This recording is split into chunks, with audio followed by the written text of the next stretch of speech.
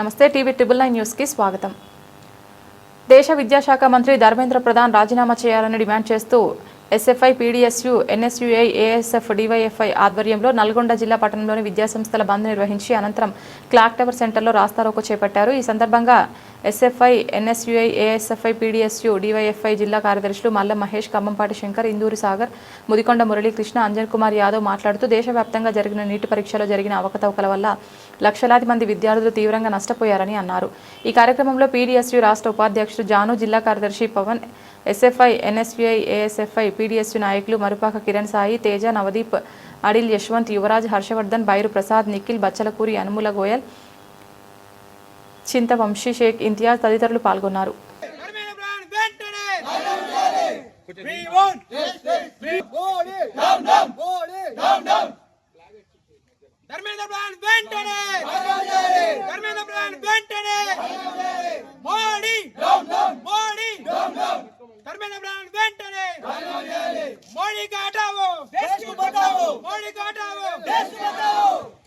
ఉందో గత నెలలో జరిగిన నీట్ పేపర్ లీకేజీ పైన ధర్మేంద్ర ప్రధాన్ రాజీనామా చేయాలని ఢిల్లీలోని జంతర్ మంతర్ దగ్గర అఖిలపక్ష విద్యార్థి సంఘాలు, ప్రజాస్వామ్యవాదులు అందరూ, నిరసనకారులు, విద్యార్థులు అందరూ కూడా ధర్నా చేస్తుంటే, శాంతియుతంగా ధర్నా చేస్తుంటే వారిపైన లాఠీ చార్జ్ చేసి బాష్పవాయువులు ప్రయోగించి వారిని అతి క్రూరంగా కొట్టడం జరిగింది। ఒక ఉగ్రవాదులాగా ట్రీట్ చేస్తూ పోలీసు బలం ఉందని మోడీ సిగ్గు లేకుండా ధర్మేంద్ర ప్రధాన్ రాజీనామా చేయకుండా, బర్తరఫ్ చేయకుండా సంకలో పెట్టుకొని తిరుగుతుంటూ వీళ్ళని విద్యార్థుల్ని ఘోరంగా హింసించినందుకు ఈరోజు అన్ని విద్యార్థి సంఘాలు కలుపుకొని దేశవ్యాప్తంగా విద్యాసంస్థల బంద్కు పిలుపునిచ్చినాం।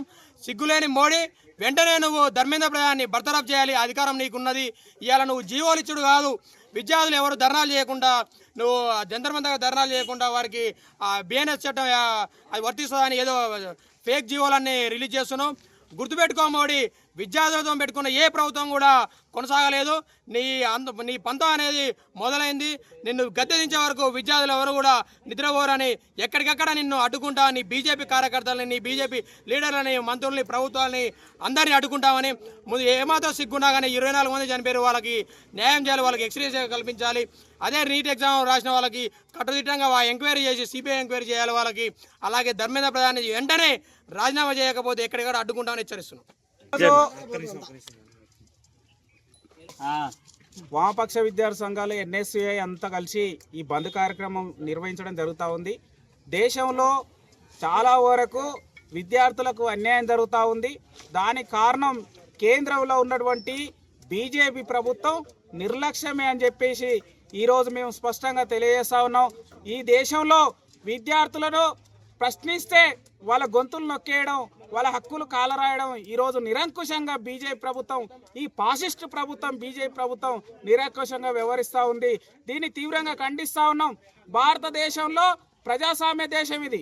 ఈ ప్రజాస్వామ్య దేశంలో ప్రశ్నించే హక్కు లేదని విద్యార్థులని గొంతు నొక్కడం, వాళ్ళ మీద చాలా తీవ్రంగా లాఠీ చార్జ్ చేయడం, విద్యార్థులను, ఆడపిల్లలను చూడకుండా బట్టలు చింపేయడం చాలా హేయమైన చర్య। దీన్ని తీవ్రంగా ఖండిస్తూ ఉన్నాం। విద్యార్థుల హక్కులు అనేవి అడగకూడదా అనేది ఈరోజు ప్రశ్నిస్తూ ఉన్నాం।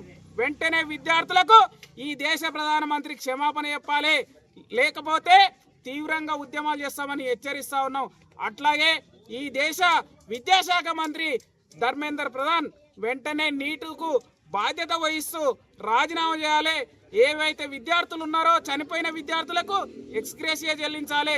అట్లాగే నీట్ పేపర్ లీక్ చేసిన వాళ్ళను వెంటనే వాళ్లకు కఠినమైన శిక్షలు వేయాలని, ఇలాంటి లీకులు భవిష్యత్తులో జరగకుండా చూడాలని మేము ప్రభుత్వాన్ని డిమాండ్ చేస్తా ఉన్నాం। ఈరోజు రాష్ట్ర వ్యాప్తంగా ఈ యొక్క బంద్ కార్యక్రమం నిర్వహిస్తా ఉన్నాం। దేశంలో చాలా క్లిష్ట పరిస్థితులు ఉన్నాయి। ఎందుకంటే భారతదేశంలో విద్యార్థులకు న్యాయం కోసం అడిగితే ప్రశ్నించే ఈరోజు దేశం మీద ఉన్నటువంటి విద్యార్థులు ఎవరైతే ఉన్నారో వాళ్ళ మీద కుట్రల కేసులు పెట్టడం, వాళ్ళను తీవ్రంగా ఇబ్బందులు గురి చేయడం ఇట్లాంటివి జరుగుతూ ఉన్నాయి। దీన్ని తీవ్రంగా ఖండిస్తూ ఉన్నాం।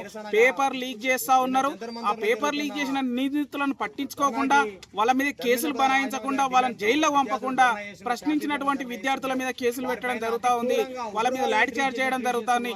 దీన్ని తీవ్రంగా ఖండిస్తా ఉన్నాం। వెంటనే దేశ ప్రధానమంత్రి క్షమాపణ చెప్పాలి విద్యార్థులకు, అట్లాగే దేశ విద్యాశాఖ మంత్రి ధర్మేంద్ర ప్రధాన్ రాజీనామా చేయాలని ప్రభుత్వాన్ని డిమాండ్ చేస్తా ఉన్నాం।